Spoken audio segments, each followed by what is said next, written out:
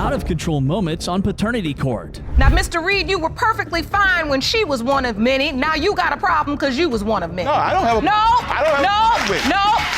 You're accusing him of not being there, and yet you are blocking him from being there at the most important moment. I don't understand. Because the nurses was talking to me. I don't know if she testifying right now or testifying, but we'll see in a minute.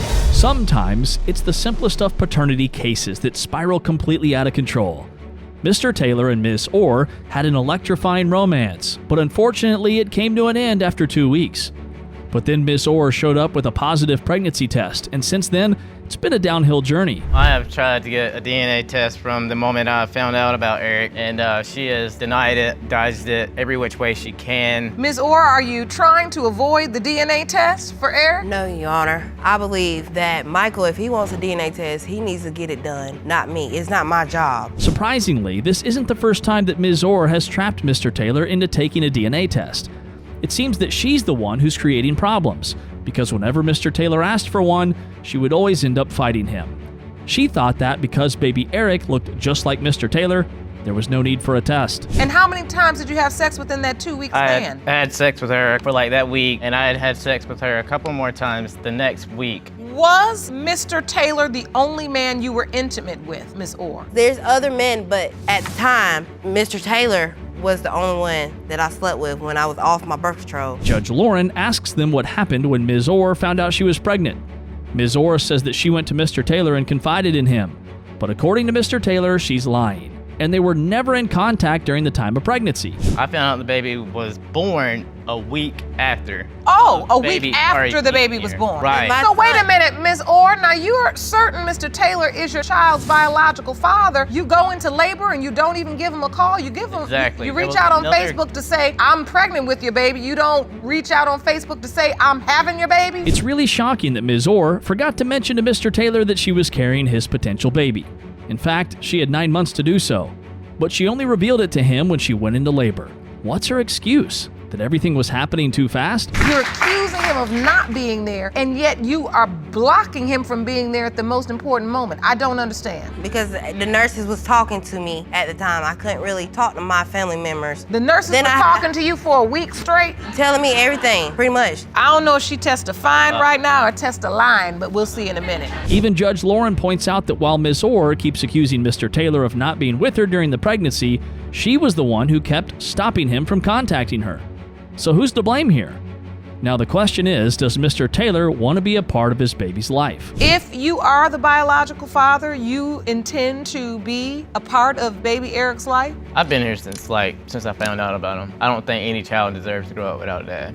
For the fact that she did not tell me until Eric was a week old, I am unbelievably shocked. I do not know why. Things start getting really messy when Mr. Taylor claims that Ms. Orr would harass him to not put up pictures of Eric on Facebook. Yet at the same time, she would complain that he's not being an active part of the boy's life.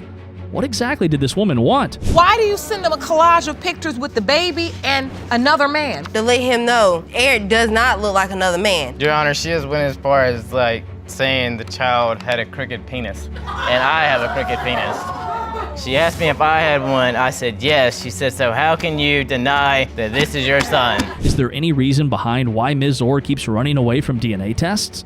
Is she hiding something? Mr. Taylor's pretty sure she slept with at least 3 more men during the conception window. Will today's results give these two the answers they want? It has been determined by this court. Mr. Taylor, you are not the father.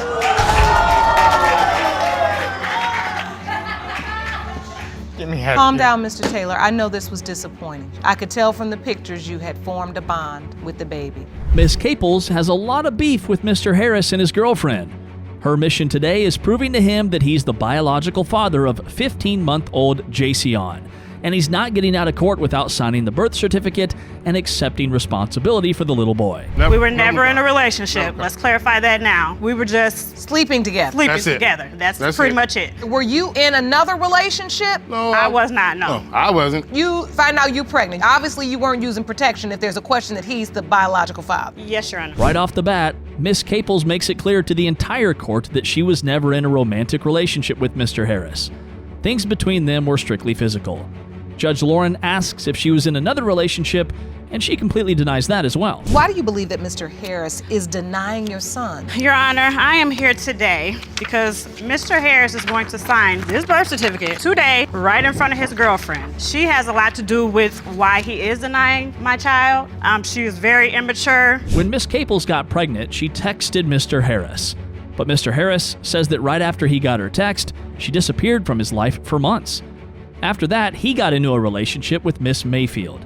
Miss Caples thinks Miss Mayfield is the one making Mr. Harris behave so irrationally. When she texted you and said, I'm pregnant, what did you think? That it could be yours? It was a possibility. Are you now with Miss Mayfield in a relationship? Ma'am, that's when I had got with her in a relationship. She was around 5 months. She got jealous of what me and... What is there to be jealous about? I don't care about you guys being together. After these confessions, Miss Caples brings forth her exhibit to the court. It contains all the details related to her date of conception and the time she slept with Mr. Harris. It's revealed that these two were sleeping together for a total of 9 months. And this is the window of conception where my son was born, and this is When he was conceived. and this is within the time frame that I was still intimate with Mr. Harris. All right. Mr. Harris, do you agree you were intimate with Miss Caples in the month of April? I'm not sure, you know. Mr. Harris then reveals to the court that while he was being intimate with Miss Caples, he never actually knew her real name. And then he admits that a friend of Miss Caples confessed to him that the child is actually someone else's.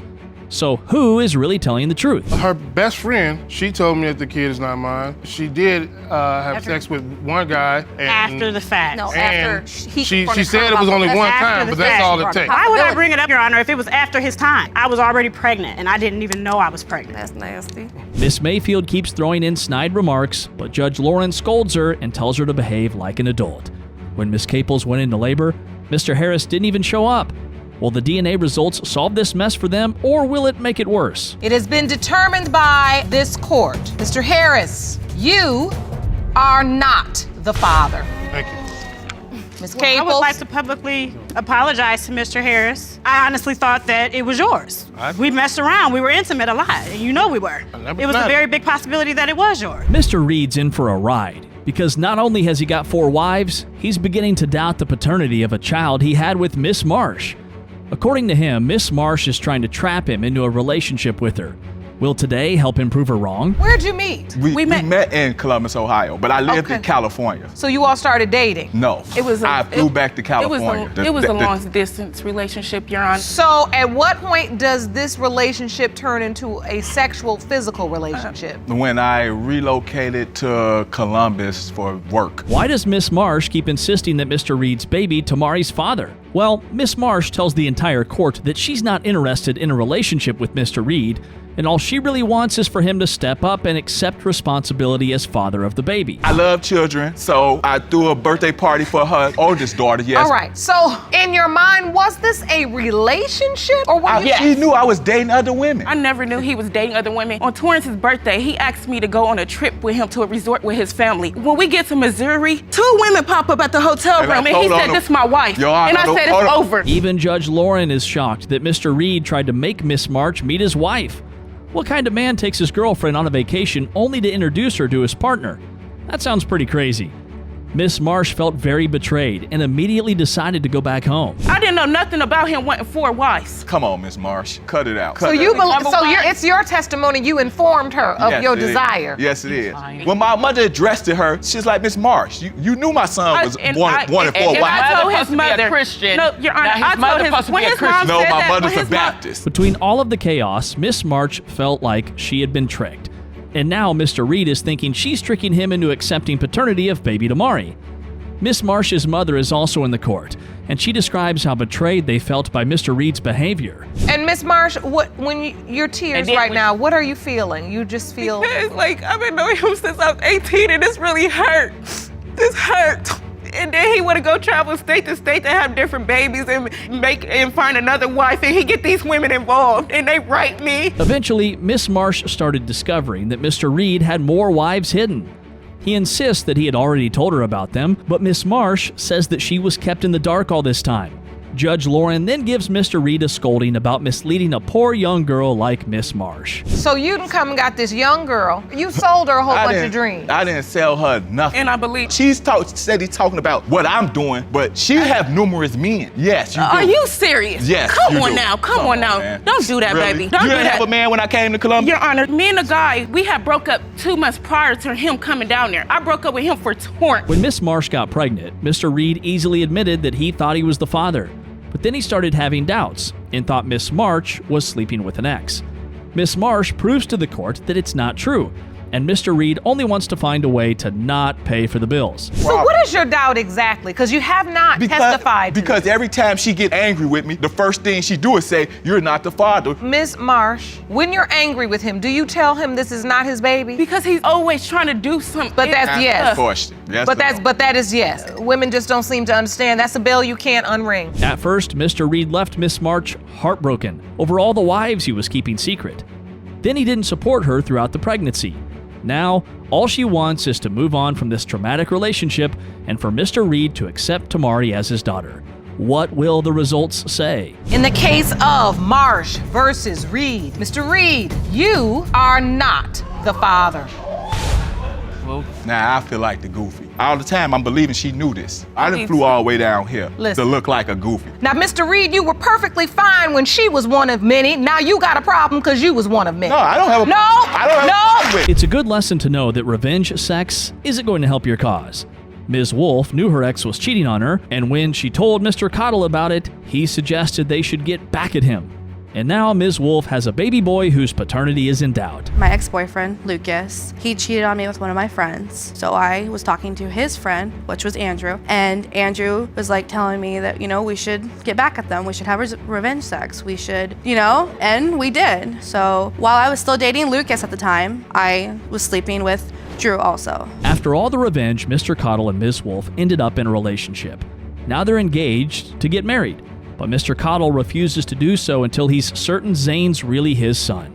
But he's already working multiple jobs to handle the finances, and the stress is just too much.